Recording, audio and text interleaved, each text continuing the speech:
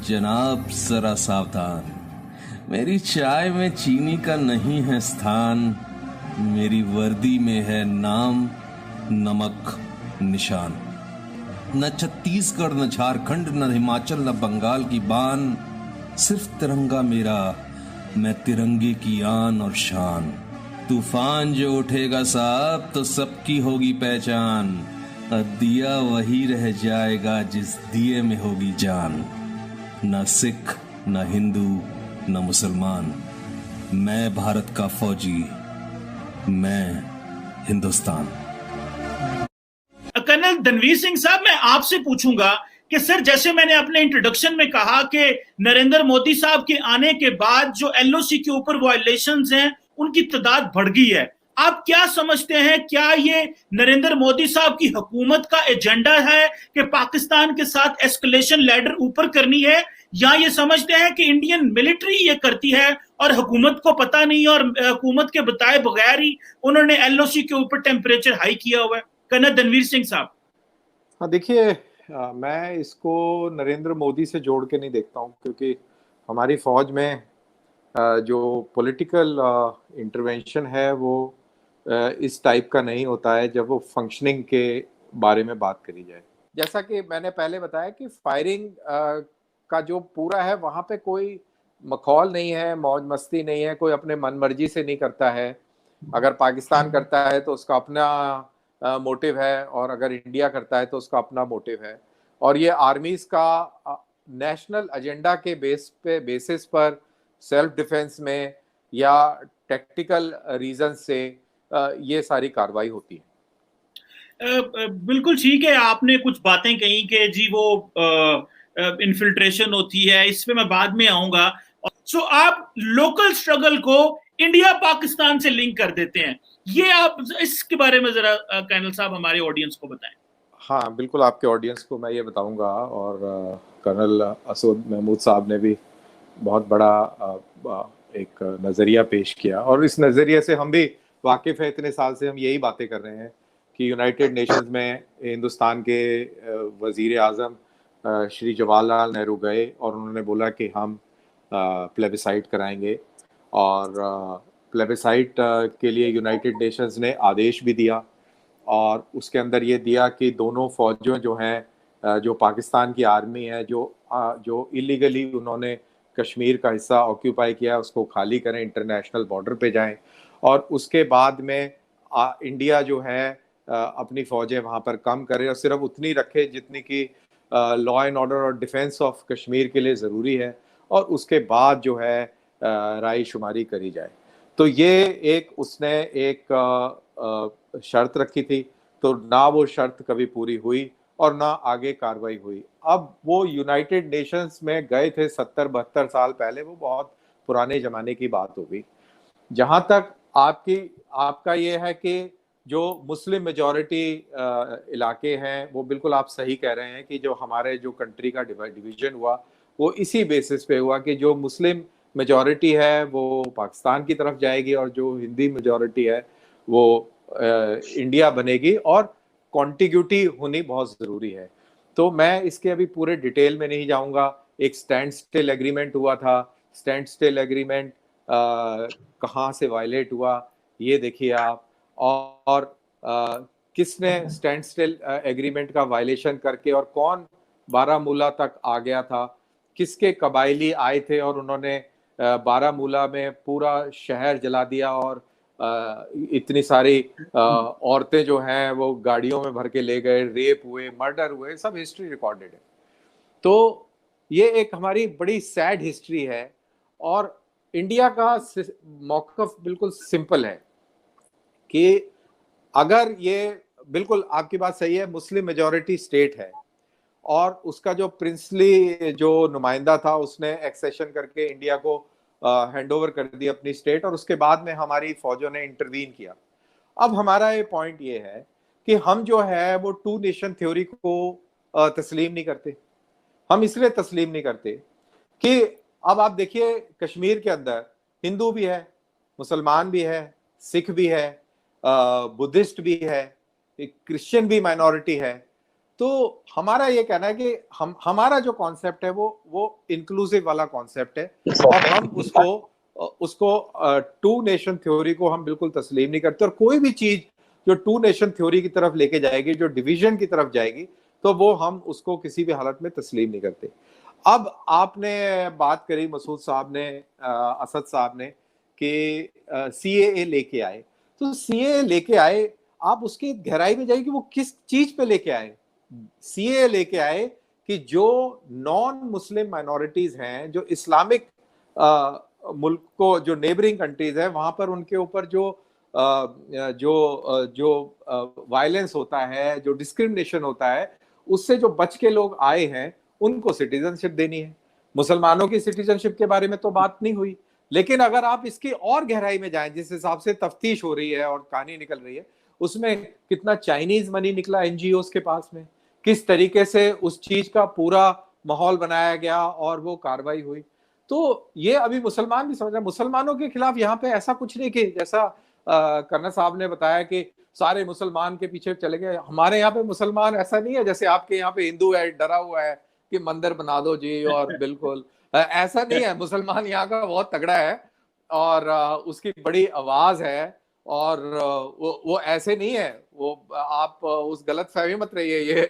ये बहुत ही powerful community है इंडिया के अंदर मुस्लिम्स की, और काफी पॉलिटिकली एक्टिव है, एडमिनिस्ट्रेशन में है, फौज में जर्नैल हैं मुसलमान।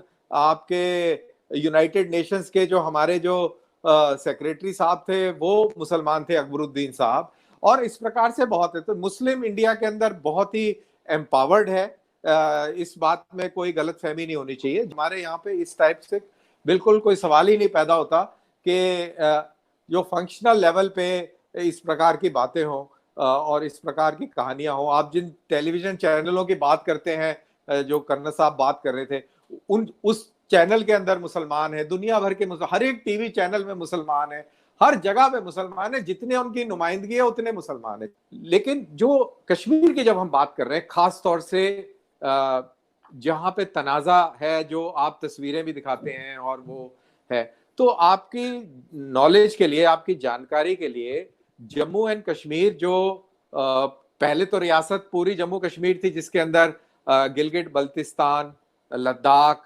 और मुजफ्फराबाद, कोटली और पुंछ का इलाका, फिर आपकी कश्मीर जो वैली है, ये इस तरीके से इसके डिवीजन थे। लेकिन 1947-48 की लड़ाई के बाद लद्दाख रहा और कश्मीर रहा और जम्मू और पुंछ रहा, और अब जो है आर्टिकल 35 ये 370 हटने के बाद में ये यूनियन टेरिटरी बन गई है, और अभी 20 डिस्ट्रिक्ट जो है कश्मीर डिवीजन के हैं और 20 डिस्ट्रिक्ट जो है जम्मू पुंछ डिवीजन के हैं। हिंदू जो है वो सिर्फ जम्मू रीजन में रहता है, बहुत थोड़ी सी मिनॉरिटी है, कोई ज्यादा बड़ी हिंदू मेजॉरिटी नहीं है वहां पर। और कश्मीर वैली के अंदर पहले 3% हिंदू होते थे, लेकिन फिर वो सारे भगा दिए वहां से, और अभी 0.9% जो है, सॉरी 0.3% जो है वो वहां पर हिंदू बसता है। और जहां पर ये जो आप जो तस्वीर दिखा रहे हैं, ये डाउनटाउन श्रीनगर की है, और जो कश्मीर डिवीजन के 20 डिस्ट्रिक्ट की अगर बात करें, तो मैं आपको बता देता हूं कि कहां पे ये गेम होता है। ये आपको अनंतनाग, सोपोर इलाके में आपको ये कहानी मिलेगी, आपको श्रीनगर के डाउनटाउन में मिलेगी, और कभी कभी आपको कुपवाड़ा के इलाके में मिलेगी। इन 3 डिस्ट्रिक्ट को छोड़ दें आप, तो बाकी जगह तो नॉर्मल काम चलता रहता है। और क्योंकि ये एक पॉलिटिकल मूवमेंट भी है, सेपरेटिज्म जो है एक पॉलिटिकल मूवमेंट भी है, तो इकोसिस्टम उसको बढ़ा चढ़ा के पेश करता है। ये तो आप कह रहे हैं ना, बट प्रैक्टिकली तो ये सारी चीजें मैं समझता हूँ कि नजर आती है ना। देखिए, मैं ये कहता हूँ, आपने हल्का सा तस्करा किया था पाकिस्तान में हिंदुओं के बारे में, एंड यू बिलीव इट और नॉट, आप यकीन मानिए कि इस वक्त पाकिस्तान के अंदर जो हमारे यहाँ हिंदू बसते हैं, वो बिल्कुल हमारी सोसाइटी का उसी तरीके से ही हिस्सा हैं जैसे एक्चुअली होना चाहिए, और इवन सरकारी मुलाजमतों के अंदर मौजूद हैं। मैं ये सवाल इसलिए क्योंकि आपने किया था, मेरे जहन में था, 14% Muslims are living in India, आप मुझे ये बताएं कि क्या चैलेंज है? कोई 5% भी आप देखते हैं कि आर्म फोर्सेस के अंदर मुसलमान आपके मौजूद हैं, और कोई 3% भी आपकी स्ट्रेंथ आती है जो कि मुसलमानों की उनकी एस्टेब्लिशमेंट के अंदर नौकरियां उनकी है? नहीं, ऐसा नहीं है। तो प्रॉब्लम तो ये है। दूसरी, अगर हम ये कहें नहीं जी मुसलमान बड़े तगड़े हैं, फलां ढिमका, ये कहने को तो बातें हो सकती हैं। We understand what is their plight, और पिछले चंद महीने पहले जो कुछ मेरा ख्याल है मुसलमानों के साथ जो कुछ वहां पे हमने इंडिया के अंदर देखा, वो भी एक लिहाज से सबके सामने है। नो, व्हाट वी से इज, अगर आपके यहाँ कोई खराबी होती है तो वो आपकी अपनी गवर्नमेंट को, अपने लोगों की आम जिंदगी को इफेक्ट करती है। ये तो आपके सोचने का मुकाम है, मैं समझता हूँ, या नरेंद्र मोदी के या वहां की अपोजिशन के सोचने का मुकाम है कि वो उन्होंने सारी चीजों को किस तरीके से लेके चलना है। जो फोकल पॉइंट है, जो आपने बात की एलओसी की, फिर नेचुरली आपने जब लोगों की तवज्जो हटानी है, when the government is, Narendra Modi साहब की जो हुकूमत है, is not been able to deliver, तो उन्होंने इस तरीके से issues out of non issues से लेके चलने हैं। आप कब तक पाकिस्तान का बहाना लेके पाकिस्तान को निशाना मारते रहेंगे और करते रहेंगे? और आप उन लोगों के जो पॉलिटिकल राइट्स भी छीन लिए, गवर्नर रूल लगा दिया, तो फिर आप उसको एलओसी पे ही कन्वर्ट करते रहेंगे और कहते रहेंगे जी पाकिस्तान करवा रहा है, पाकिस्तान करवा रहा है, और खुद जो है वो खामोश रहेंगे और उनसे जो उनके छोटे बड़े हक हैं वो भी छीन लेंगे। मुझे जरा इस हवाले से बताएं कि ये क्यों। बिल्कुल इसी हवाले से मैं आपको इन्फिल्ट्रेशन भी बताइए। हाँ बिल्कुल, परसों ही मेरे ख्याल से कल या परसों ही नौगांव सेक्टर में एक इन्फिल्ट्रेशन को फॉइल किया गया है, जिसमें 3 पाकिस्तानी टेररिस्ट जो हैं बिल्कुल उनको ख़त्म किया गया है। They were all Pakistanis and Pakistani origin, और उनके जो ट्रैक से जो निकले वो मेरे ख्याल से आज उनको सवेरे सवेरे वो भी पाकिस्तानी लड़के जो थे वो ख़त्म हो गए। तो मेरे ख्याल से total, if I am not wrong, 6 Pakistani जो टेररिस्ट हैं उनको ख़त्म किया गया है पिछले 48 घंटे में। आप तो इंटरनेट के बड़े शौकीन हैं कमर चीमा साहब, आप इंटरनेट पे जाइए और ये चेक करिए कि इंडियन आर्मी में भर्ती होने के लिए कश्मीरी कितनी लाइन लगाते हैं। आपको वैसे ना हो तो मैं आपको लिंक भेज दूंगा, आप देखिए कि कितनी लंबी लंबी लाइनें लगी होती है, किस तरीके से वो हिंदुस्तान की फौज में भर्ती होने के लिए मुशक्कत करते हैं। इंटरनेट पे मिल जाएगा। और मैं और कर्नल साहब की एक बात पे बोल दूं कि इन्होंने बोला कि डोमिसाइल मिल रहा है और बहुत सारे लोग कश्मीर में आ रहे हैं। I will just clear the perspective. Kashmir के अंदर क्योंकि एक पुराना लॉ चल रहा था जो कि रियासती लॉ था, उसके अंदर जो इंडियन आइन के हिसाब से जो माइनॉरिटीज है, माइनॉरिटीज, रिलीजियस माइनॉरिटीज के अलावा जो एक रिलीजन के अंदर भी जो बैकवर्ड लोग हैं, उनको जो आप जो रिजर्वेशन देते थे, जो तरजीह देते थे, वो कश्मीर में नहीं मिलती थी। अब मिसाल के तौर पर जितना भी जम्मू, पुंछ और किश्तवाड़ का इलाका है, यहाँ पर पहाड़ी मुसलमान है, बकरवाल मुसलमान है, गुज्जर मुसलमान है जो मेजॉरिटी में, और ये लोग आतंकवादी का एक्टिविटी नहीं करते। ये लोग कश्मीरियों के साथ भी नहीं है। जो कश्मीरी हमारे हिसाब से सिर्फ वैली है, बाकी कश्मीर नहीं है, तो उनके साथ भी नहीं है। और इनको ना नौकरी मिलती थी, ना कोई वो स्पेस मिलती थी। फिर जो शेड्यूल कास्ट है वो बहुत ही अलग तरीके से ट्रीटमेंट मिलता था। हिंदुस्तान में जैसे बाकी हिंदुस्तान में उनको रिजर्वेशन है, उनको नहीं मिलती थी। फिर एक और मेजॉरिटी है रेफ्यूजीज की जो पाकिस्तान से पार्टीशन के टाइम में इंडिया आए और वो जम्मू और इलाकों में सेटल हुए। उनको सिटीजनशिप, इंडियन सिटीजनशिप है, लेकिन वहां पर इतने सालों से रह रहे हैं, उनको सिटीजनशिप नहीं है। तो डोमिसाइल अगर मिल रहा है, इन लोगों को मिला है, और आर्टिकल 370 निकालने से जो हमारे गुजर मुसलमान भाई हैं, जो पहाड़ी मुसलमान भाई हैं, जो कि कश्मीरी जो मुसलमान हैं उनसे ज्यादा अक्सरियत रखते हैं, उनको एक लेवल प्लेइंग फील्ड मिला है and they are very happy about it. And जितने दिन से ये तहरीक चल रही है एज पर यू, ये जो सो कॉल्ड फ्रीडम स्ट्रगल जिसको आप बोलते हैं, इसमें कोई आपको गुजर नहीं मिलेगा, पहाड़ी नहीं मिलेगा और बकरवाल मुसलमान नहीं मिलेगा, कारगिल का शिया मुसलमान नहीं मिलेगा। ये सिर्फ और सिर्फ ये कश्मीर वैली के अंदर है, इसका पॉलिटिकल नैरेटिव है और ये कार्रवाई चल रही है, ये हमारे सबके सामने। इंडियन हुकूमत से सवाल तो करना चाहिए। आप नॉन अलाइनमेंट मूवमेंट का एक लिहाज से हिस्सा थे, आपने बड़े तसल्ली के साथ रशिया को इस्तेमाल किया, अब रशिया को साइड पे कर दिया है, अब अमेरिका के साथ आप हो गए हैं, अमेरिका के साथ पाकिस्तान भी रहा, जो पाकिस्तान को सबक मिले वो भी सारी दुनिया को पता है।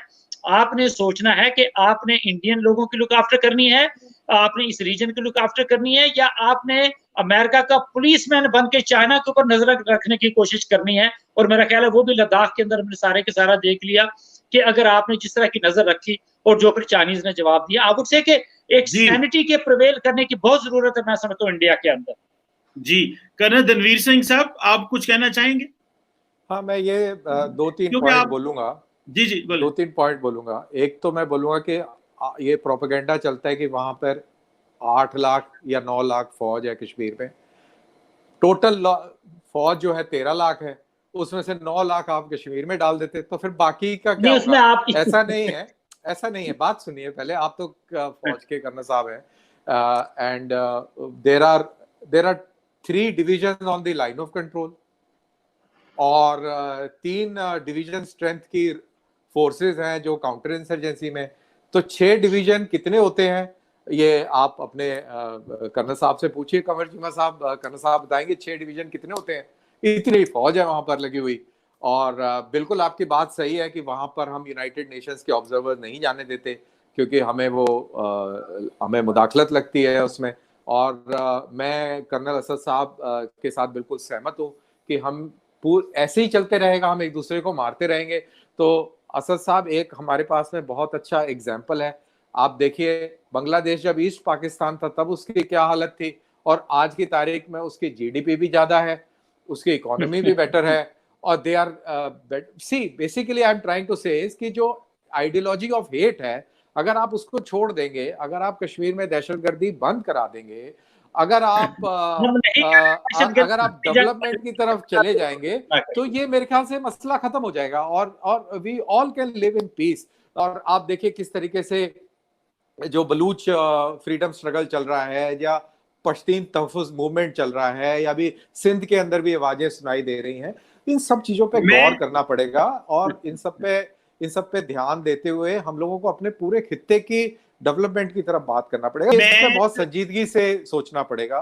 दोनों तरफ के मुल्क में अभी उस तरीके का ना नजरिया आया है, ना कोई इस तरीके की लीडरशिप है जो दोनों मुल्कों को फिर से एक तरीके से एक अमन की राह पर उस तरीके से खड़ा कर सके।